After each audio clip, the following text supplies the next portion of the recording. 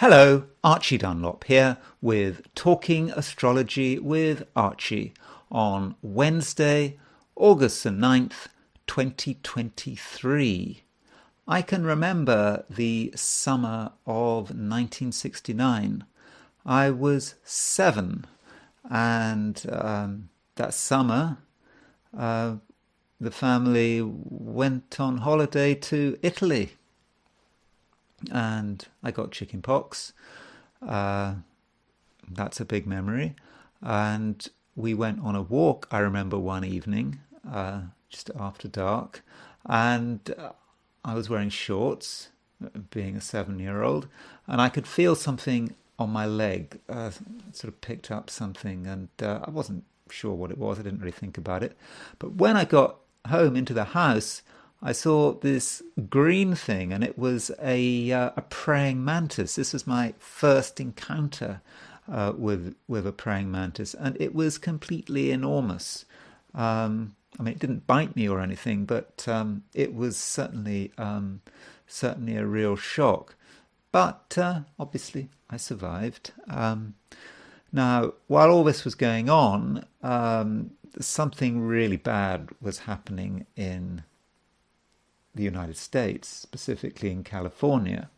August the 9th, 1969, was the date in which Sharon Tate was murdered by Charles Manson's family. I think it was shortly after midnight on August the 9th.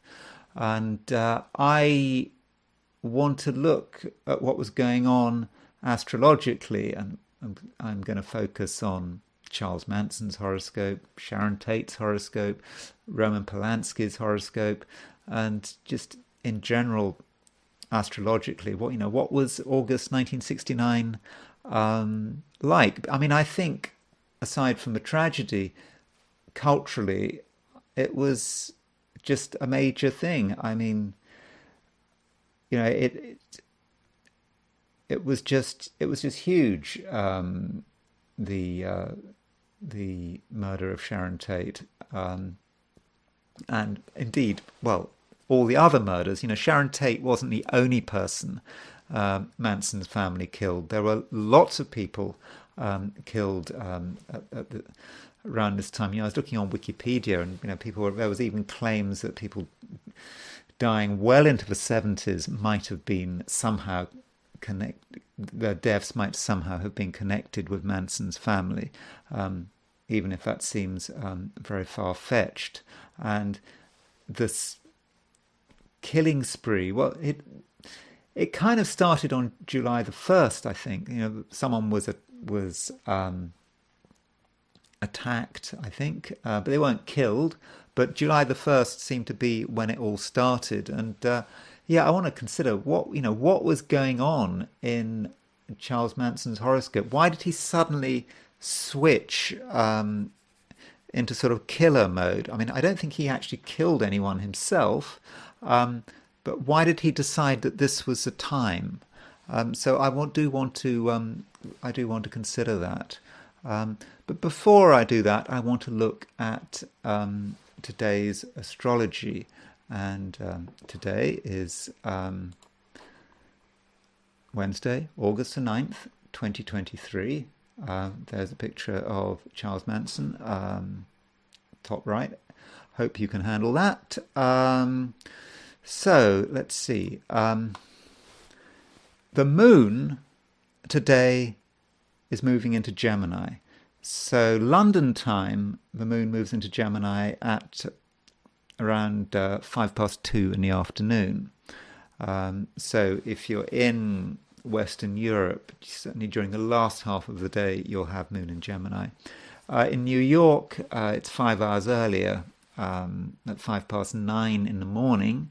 So that means in California, it would be 6:05 in the morning. So pretty much if you're in the United States, you're going to have the moon in Gemini for pretty much most of the day.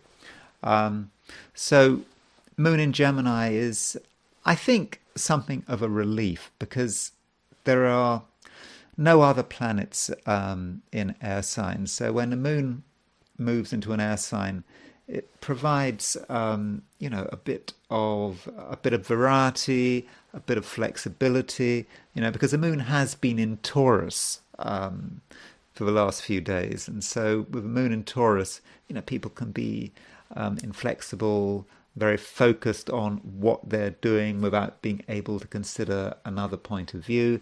And so when the moon moves into Gemini, there's just now a little bit more flexibility. We can breathe more. Moon in an air sign, and I think we can talk more.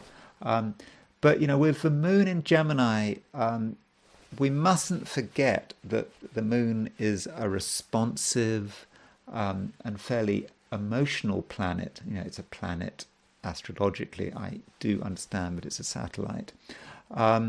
So we can use words as a way of protecting ourselves.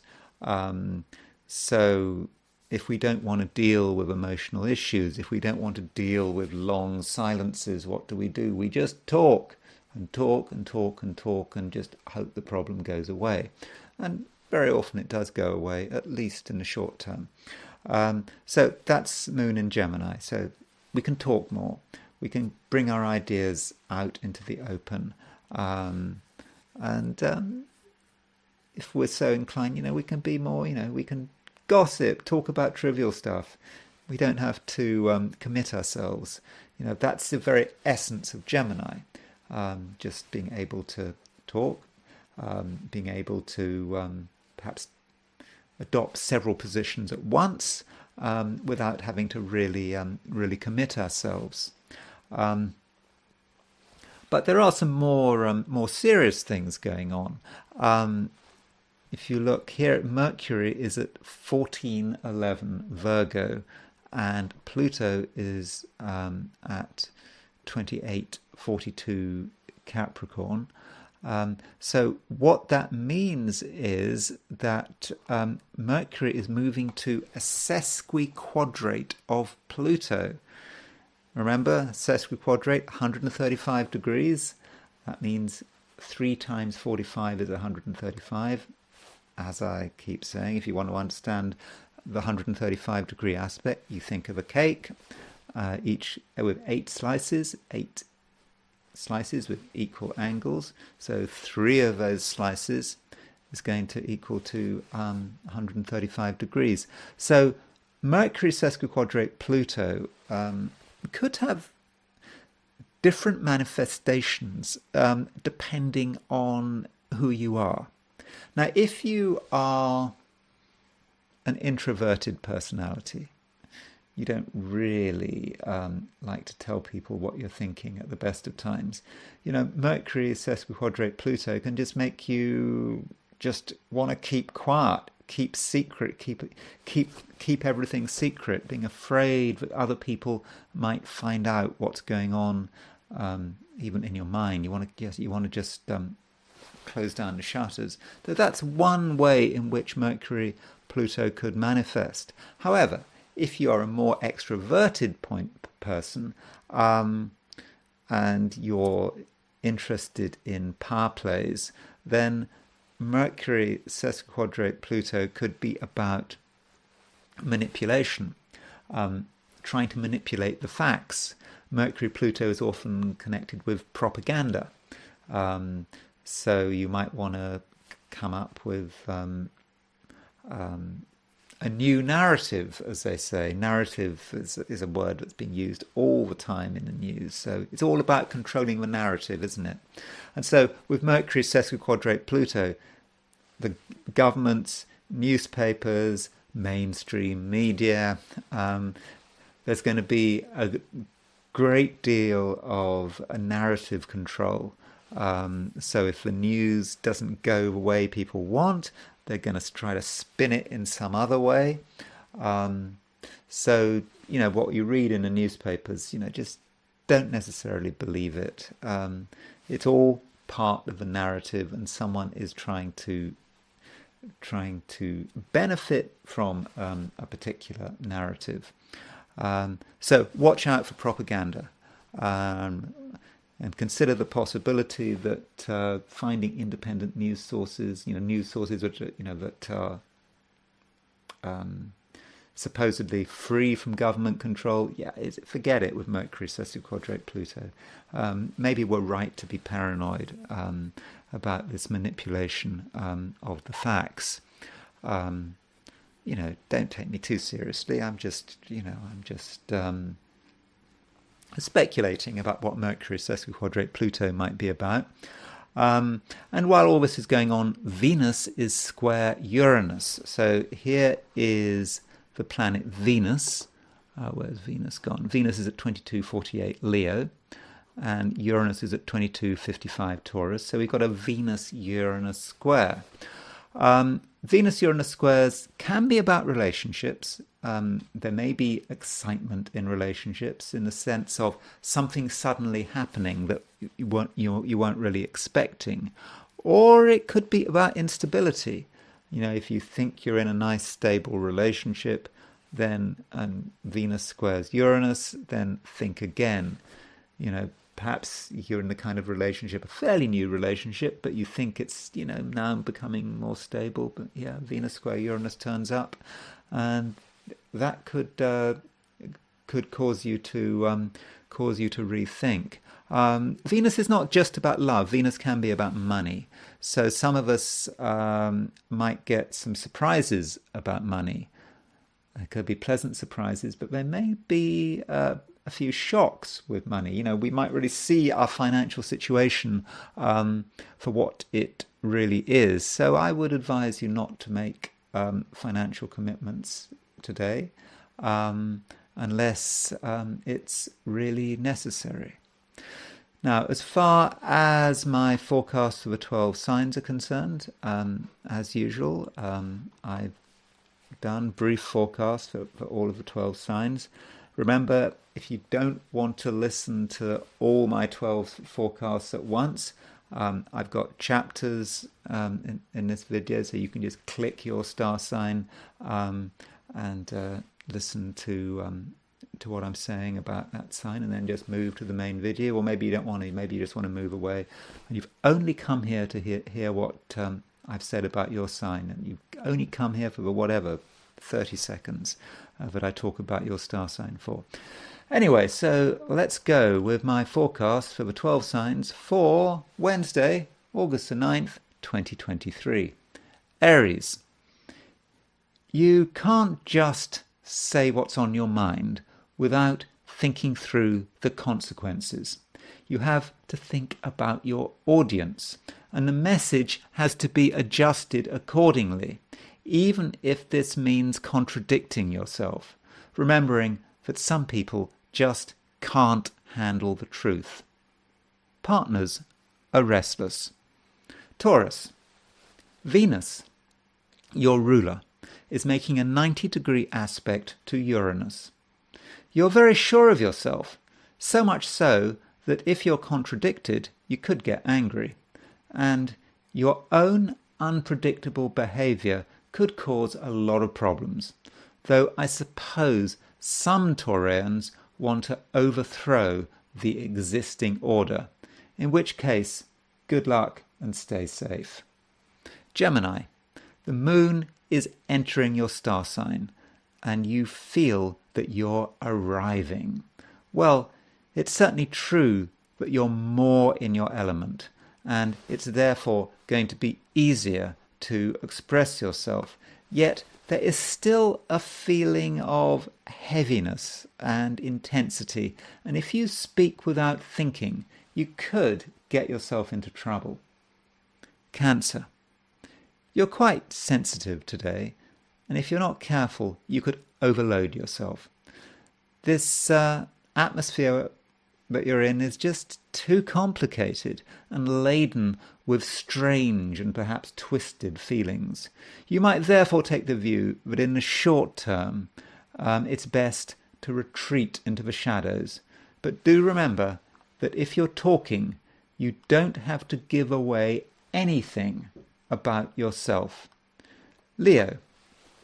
In terms of money, you have to ask yourself whether financial activities are really worth the effort.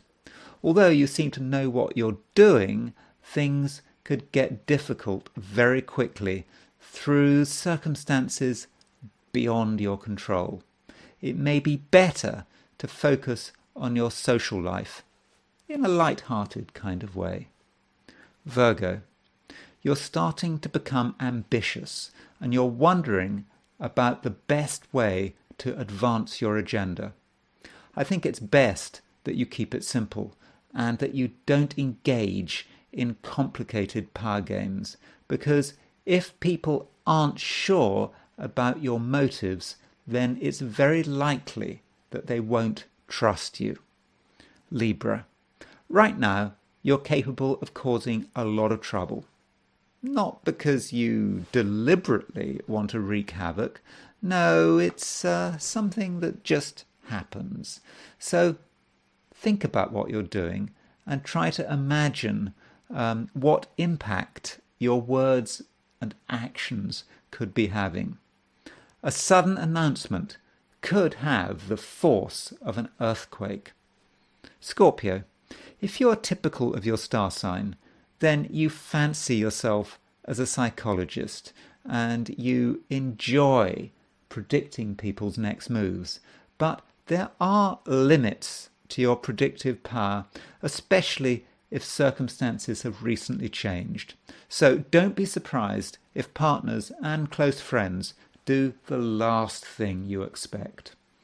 Sagittarius, it's a time when relationships are important, when you have to consider the other and not just yourself. And you'll notice that other people have expectations, and if you don't follow these expectations, there could be problems. Okay, you could be a fearless individual following your own instincts, but there will be a price.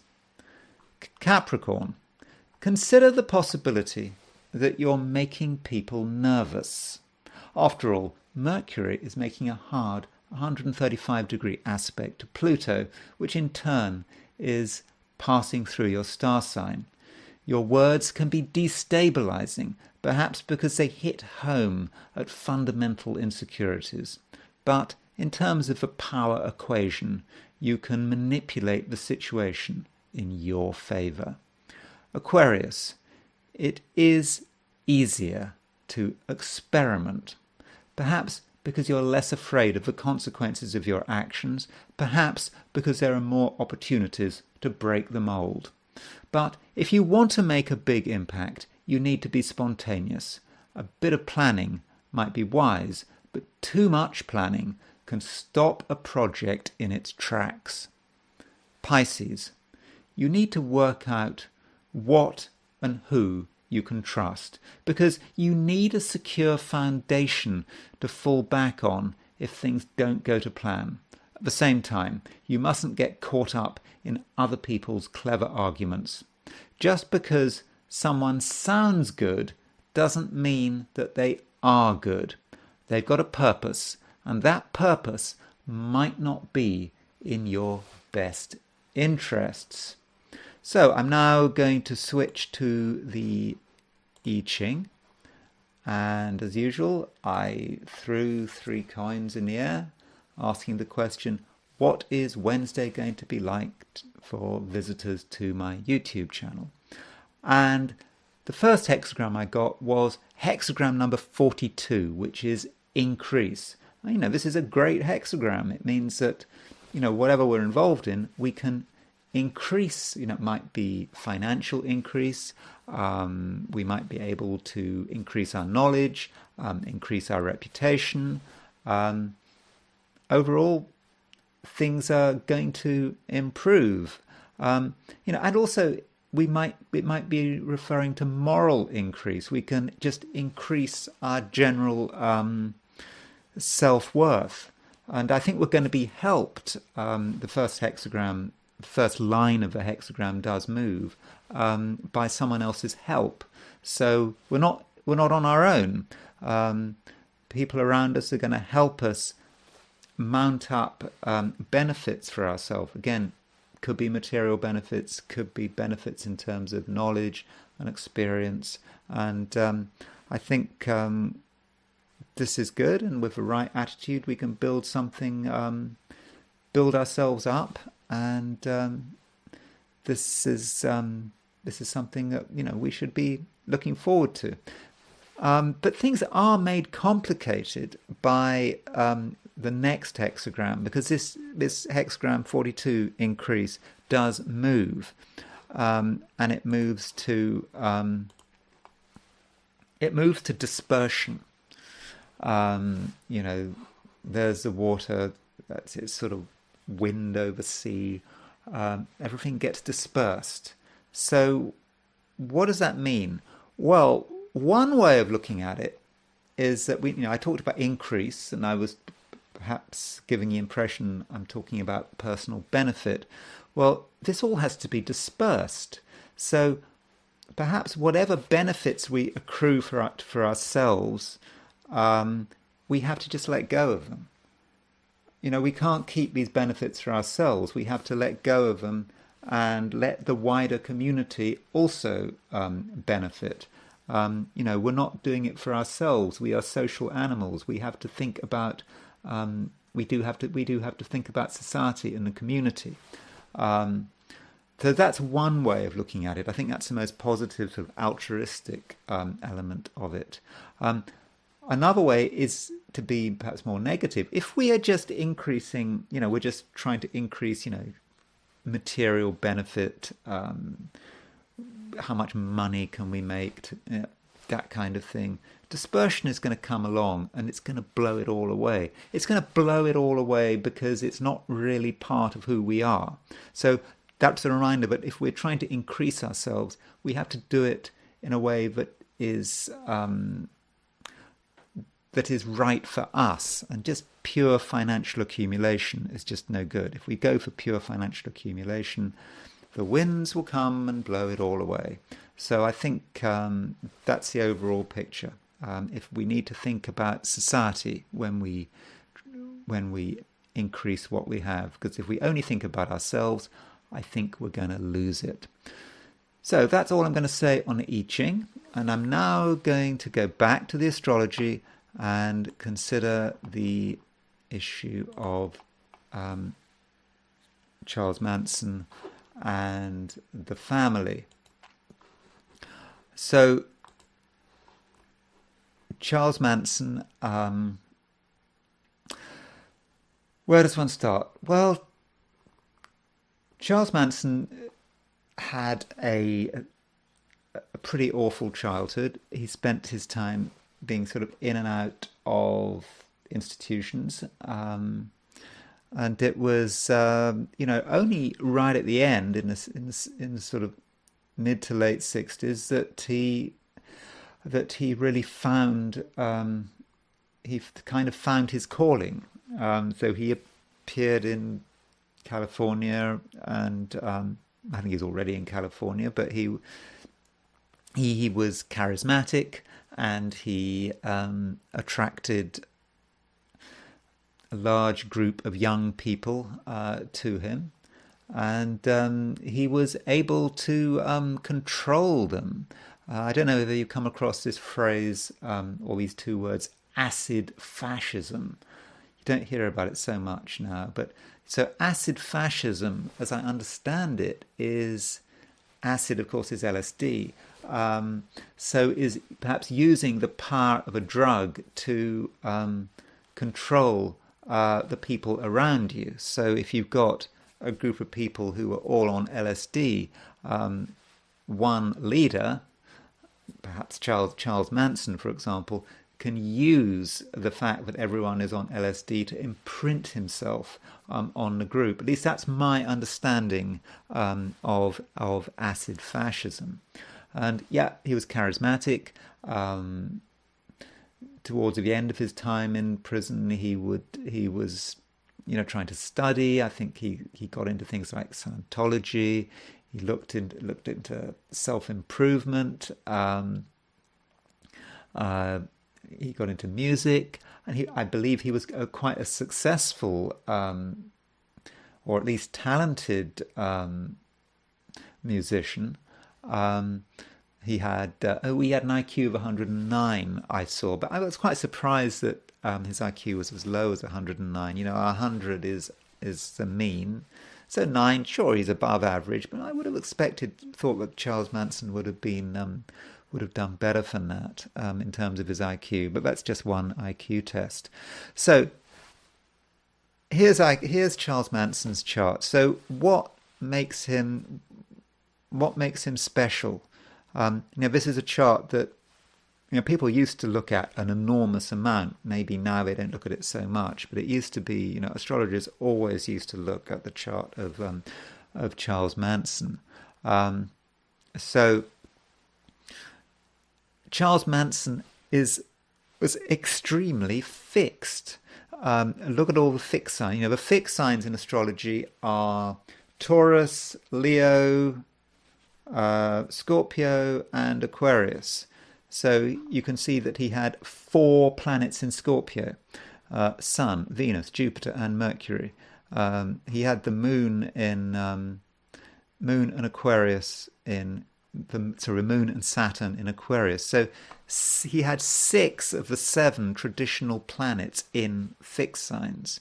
So that means he was very determined, someone who didn't forget, and probably someone who was actually very vindictive. Once you slighted Charles Manson, then he was probably going to come and get you. And I think that was the case with some of the people who were killed by the family in 1969. But not Sharon Tate. He knew nothing about Sharon Tate. No, a lot of his victims had nothing to do with him. They just were in the wrong place at the wrong time.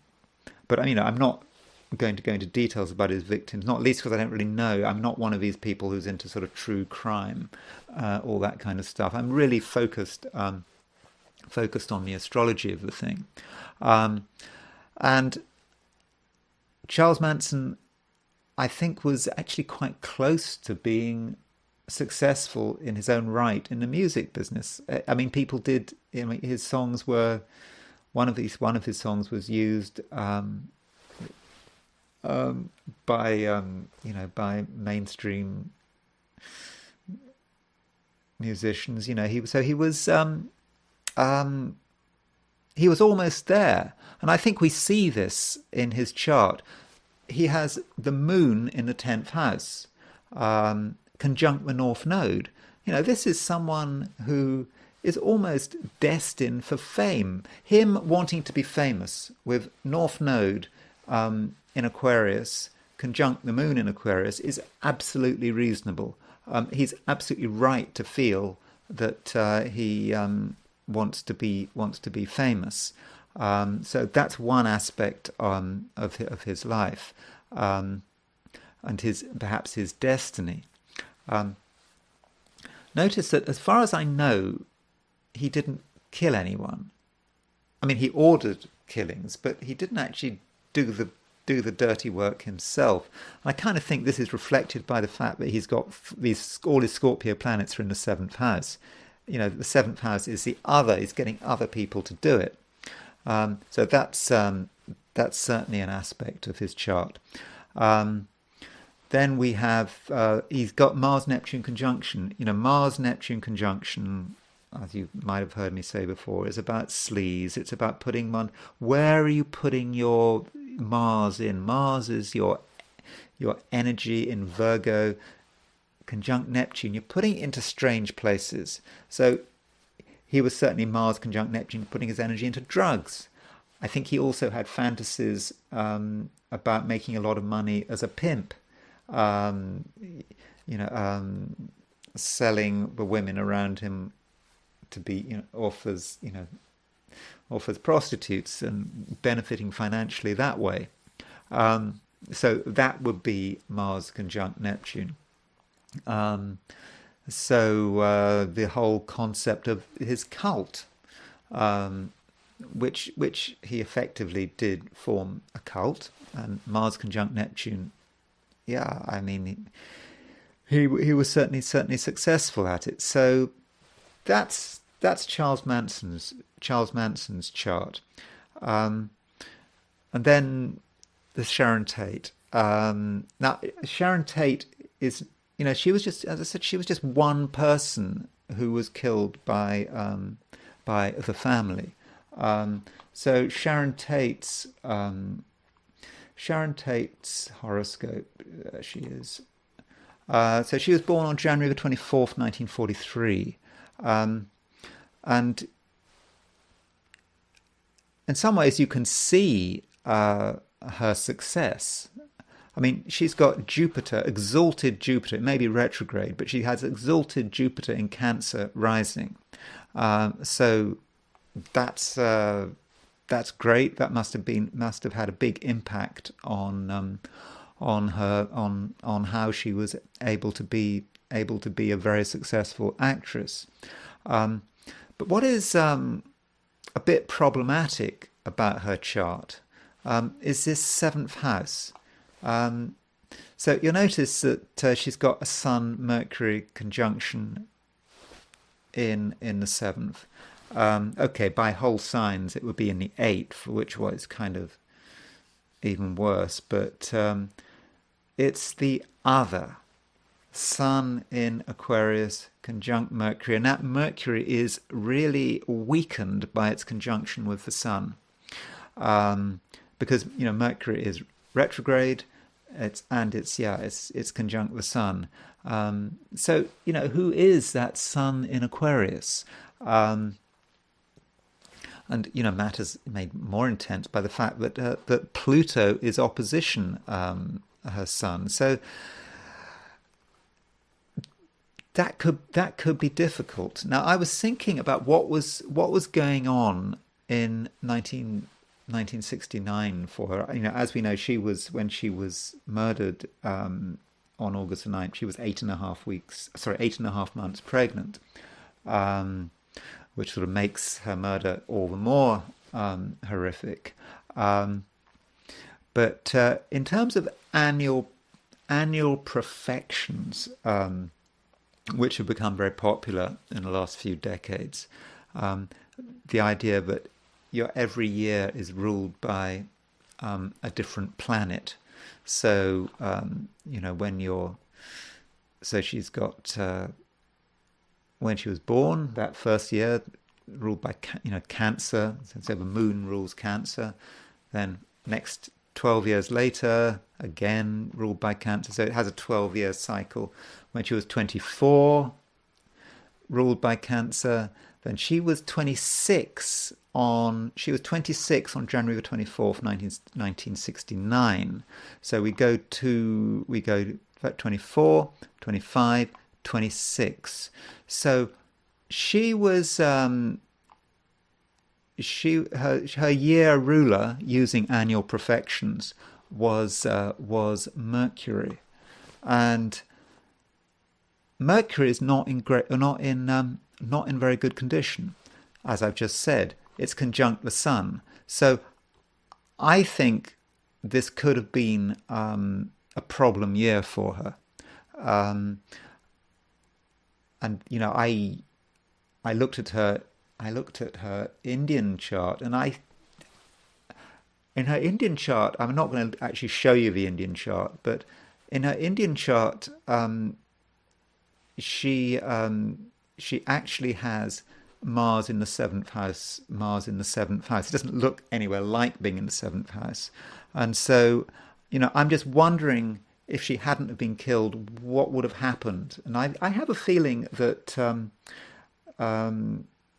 it might not have been great for her if she had survived. I think that having this child would have been probably, quite possibly, have been the end of her career as an actress. I think that is possible. She would have had a big change coming up in November 1969, when she moved from her Moon Dasha to her Mars Dasha, and her Mars in the seventh house could have been really difficult.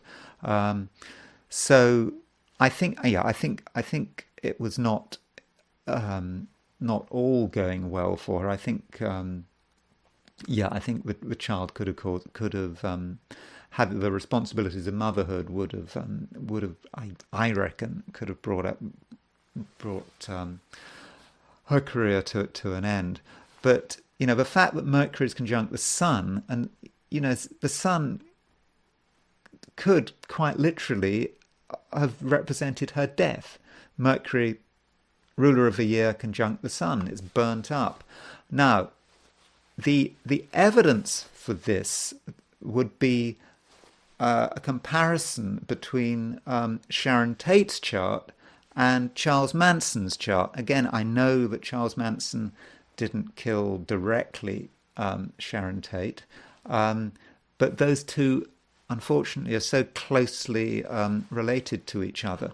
So just let me show you what I mean. If we look at a bi-wheel and we put Sharon Tate in the middle and we put Charles Manson's natal chart. So here are the two charts. We've got Sharon Tate in the middle and we have got Charles Manson on the outside.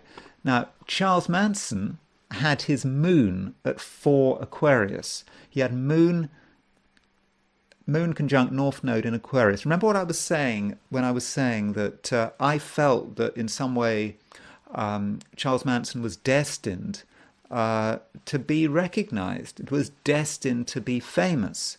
And his moon conjunct North Node in Aquarius is very close to being conjunct Sharon Tate's Sun-Mercury conjunction in Aquarius. I mean, this is a really major conjunction between the two charts. And remember, Sharon Tate had a Sun-Pluto opposition. So Sun-Pluto opposition across the 1st and the 7th house, if we use the Placidus house system, that suggests some very serious events regarding relationships, and the fact that Charles Manson's Moon North Node conjunction is right on her Sun. It's almost like, it's a terrible thing to say, but it's almost like Sharon Tate's death was really what made Charles Manson a superstar. I mean, I don't mean superstar. I mean a superstar in a completely negative way. But that connection is kind of like, it's kind of uncanny as far as I'm concerned. Yeah, that's Sharon. That connection, yeah, is overwhelming. And if you look at Charles Manson, he had five Taurus rising. So he had Taurus rising, he had Jupiter on the 7th house cusp, and again Sharon Tate's Sun Mercury conjunction opposition Pluto was configured with Charles Manson's ascendant, which was opposition Jupiter. So I think that's that connection is disturbing, but I don't think that it can be ignored. As far as Roman Polanski, Sharon Tate and Roman Polanski is concerned, just quickly, as we've got Roman Polanski's chart. So her chart with Roman Polanski. So remember, she was married to Roman Polanski at the time. You know, this incredibly talented, famous film director. The year before, he did Rosemary's Baby, so if we look at the connection between the two, there you can see Roman Polanski had his moon at 22-28 Cancer, and he had a Moon-Pluto conjunction at 22-28 Cancer, Pluto at 23 Cancer, and this was right on Sharon Tate's ascendant. So I think that is a powerful piece of synastry. between the two of them. But really, what I wanted to know was why. Why did Charles Manson do what he did when he did? I mean, that's the key point, when he did. So I think that Charles Manson, if we go back to Charles Manson's chart, remember, we're talking about someone who is really very ambitious. I think that's really important with that moon node conjunction, and he's also quite vindictive and bears grudges. And when things aren't going his way, he kind of gets annoyed. Not just annoyed, he kind of goes just goes completely into sort of this sort of ballistic, self-destructive mode that he went into. So again, why did it happen? So in terms of transits, the first crime, as far as I can see, the first big event when there was someone was shot, I think, was actually July the 1st, 1969.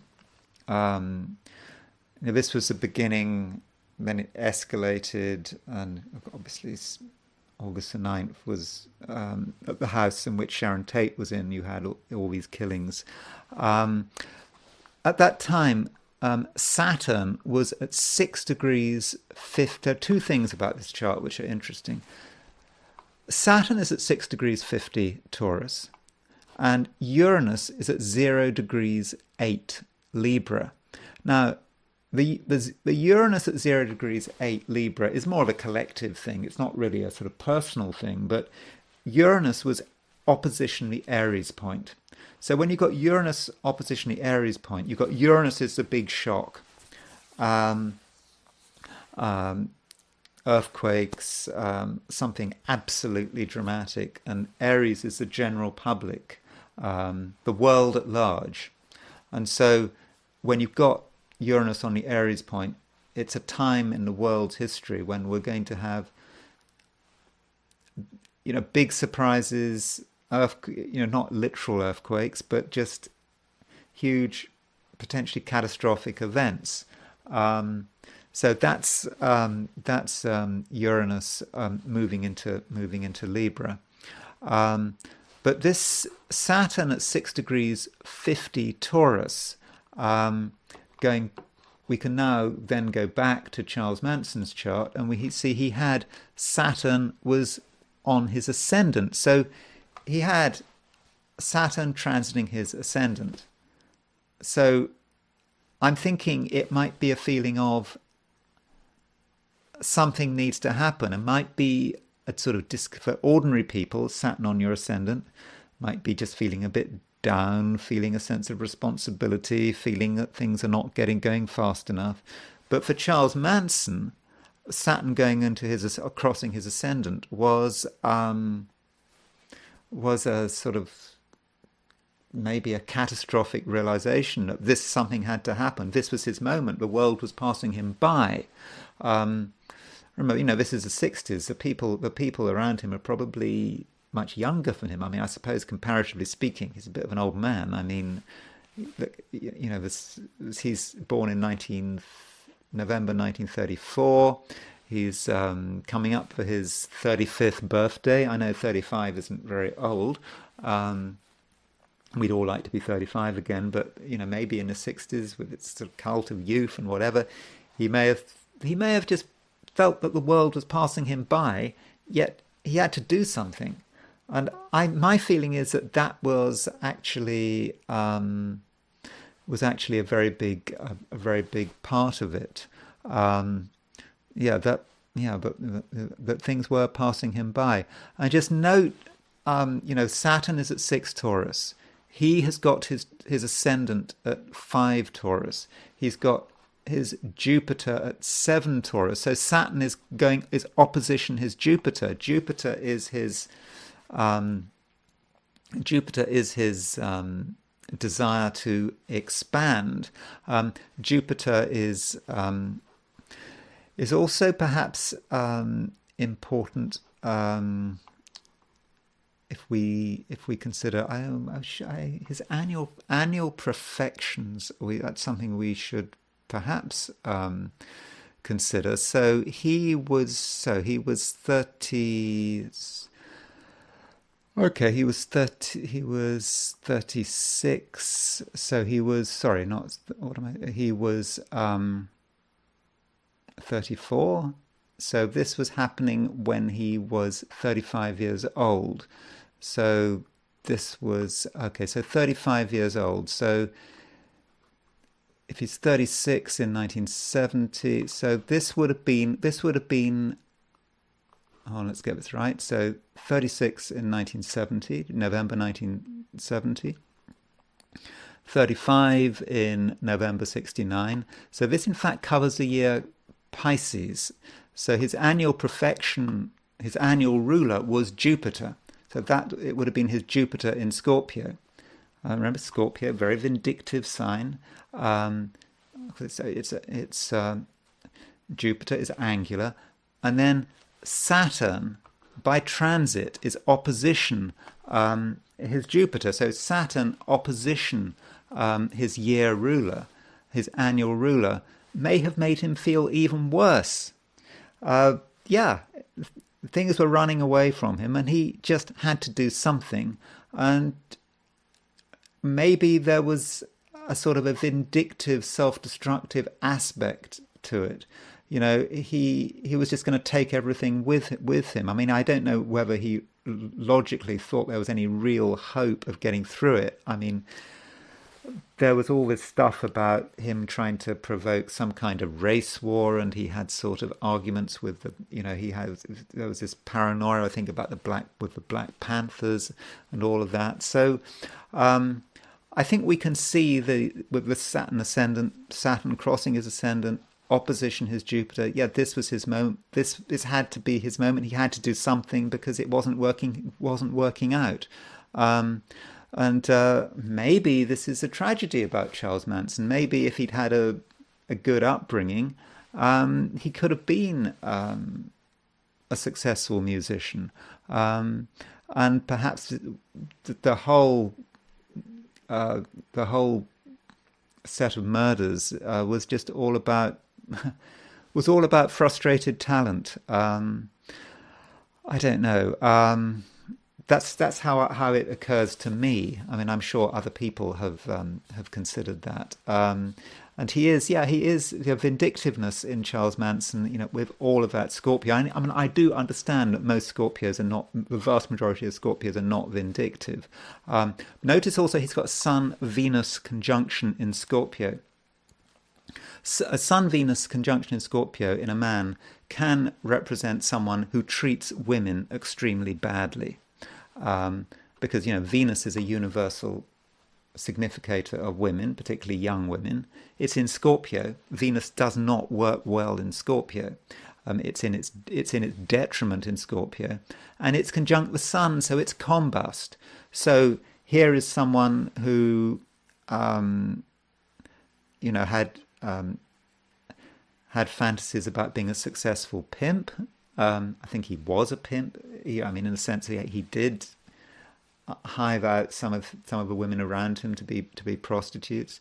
Of course, Sharon Tate, ultimate Venus archetype. He was responsible for her death. So I think that Sun-Venus conjunction is really working out in his horoscope. And I think, of course, the Sun-Venus conjunction is also vindictive and destructive, and that vindictiveness is to an extent going to be focused on women. So I think that does fit. Those are a few thoughts on Charles Manson and the family. I could have said more, but then I could have gone on forever. So I think I will stop there. Thank you for listening to me, and I will talk to you tomorrow.